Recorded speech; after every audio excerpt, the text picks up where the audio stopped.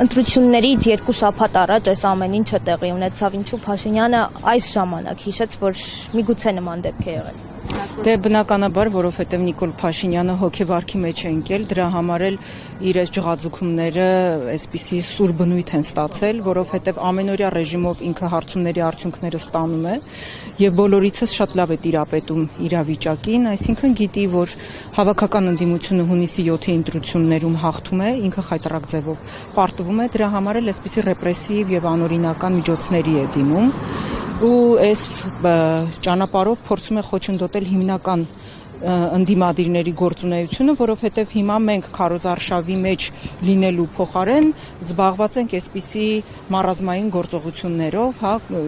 խուզարկություններ, չգիտեմ, այստեղ քննչական կոմիտե, չգիտեն գնանք, գան ԿՀ, ինչ անենք եւ այլն։ Մի խոսքով, այսինքն մեզ շեղում են մեր բուն օրակարգից, հիմա մենք պետք է մեր ընտրողների հետ հանդիպեինք, ներկայացնենք մեր ծրագրերը, այսինքն քարոզչության հավասար պայմաններն են խախտվել նախ եւ առաջ։ Եթե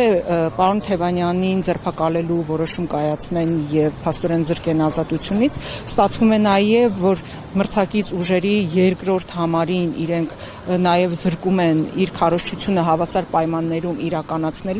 իրականացնելուց նաև տեղեկատվության առումով են իրենք խոչընդոտներ իրականացնում, որովհետև իրենց այս խուզարկությունների արդյունքում արդեն մի քանի ժամ է 7 AM լրատվաբերլուծական կայքը, որը բազմաթիվ հետևորդներ ունի, զրկված է հեռարձակվելու հնարավորությունից, լուսաբանելու այս ամեն ինչը եւ մեր ընթերցողներին տեղեկացնելու իրականությունը։ Այսինքն սա նշանակում է, որ Փաշինյանը ինչ-որ վախեր ունի, որ կարող է ընդդիմությունը հաջողությունների հասնել եւ ըստ էության փորձում է մաքրել ընդդիմադիր դաշտը, որպեսզի ինքը ըստ էության հասնի հաջողության։ Նիկոլ Փաշինյանը մահապարտ է դարձել, որովհետև ինքը արդեն այնպիսի հանցագործություններ է արել ընդհանրապես հայ ժողովրդի եւ մեր երկրի հետ կապված, որ առաջնորդվում է մահ կամ իշխանություն կարգախոսով։ Ինքը գիտի, որ Հայաստանի Հանրապետության մնալու պարագայում անխուսափելի է լինելու պատասխանատվությունը, իրավաքաղաքական պատասխանատվությունը, որովհետև վճիռները դատարանում կայացվում են Հայաստանի Հանրապետության անունից։ Երբ որ Հայաստանի Հանրապետությունը չի լինում, հետևաբար նրան դատող, նրան պատասխանատվության ենթարկող մարմինն էլ չի լինում։ Նրա այս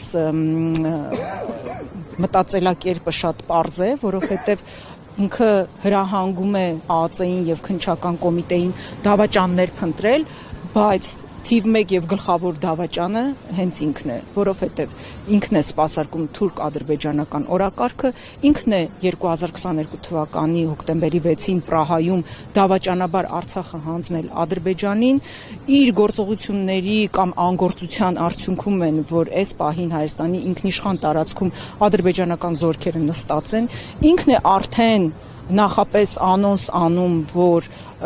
այստեղ կարող են նաև ադրբեջանցիներ բնակեցվել, ինքն է անոնս անում, որ Հայաստանի տարածքներից պատրաստվում է հողեր հանձնել ընտրություններում, հանկարծ եթե այնպես ստացվի, որ վերարտադրվի դրանից հետո, մի խոսքով թիվ 1 դավաճանը փորձում է այլ դավաճանների փնտրել, ինչպես ասում են, դավաճանը ամենաբարձրն է գոռում բռնեք դավաճանին։ Եթե հիշում եք, նաև մի ժամանակ էլի այդպես բաներ, մտասևեռումներ ուներ, էլի այդպիսի աբսուրդային հրահանգներ էր իջեցնում ԱԱԾ-ին, ասում էր սատանաների բռնեք։ Հիմա այդ սատանաների բռնելու փուլը երևի հանցել է, արդեն հիմա էլ ասում է դավաճաններին բռնեք։ Մի քանի սատանա, հասկանալի է։ Դե հիմա շատ կարևոր է, որպեսզի հանցագործությունները բացահայտելու արդյունքում դուրս չգան իրենց հետքի վրա, որովհետև եթե օբյեկտիվ քննություն իրականացնեն, իրենք դուրս կգան հենց իրենց ու առաջին հերթին Նիկոլ Փաշինյանի հետքի վրա։ Այսինքն կարծում եք, որ ամեն դեպքում օբյեկտիվ քննություն չի իրականացվի։ Դե բնականաբար ինչի մասին է խոսքը։ Իհարկե մենք ժողովրդավարության բաստիոն Հայաստանում ենք գտնվում ճակերտավոր, բայց այսքան ժամանակ դուք երբ եք օրինականություն, արդարություն տեսել, հավասարություն, բնականաբար, այսինքն Արդեն այն ժամանակ, երբ որ ինքը ոչ SMS-ներով, հիմա սա բաններ, know-how-ն էր Նիկոլ Փաշինյանի, արդեն SMS-ներով չի հրահանգները իջեցնում, հարահավաքի հարթակներից է ապօրինի հրահանգներ տալիս իրավապահ համակարգին, երբ որ ինքը այդ բարձր տոյնանությամբ սկսեց ղժղժալը, բղավելը, որ գնացեք բռնեք տեղով, ժամով, օրով, հոդվածով նույնիսկ, արդեն ամեն ինչ ասեց, էլ անելու բան չէր մնում էր ինչ որ սպիտակ թելերով գործ կարելը, մի ապուշություն հորինելը, որ գոնե հիմք ունենան տակը, հա, ձևական մի բան դնելու, արդեն իրենք էլ իրենց պատվերը պիտի իրականացնեն։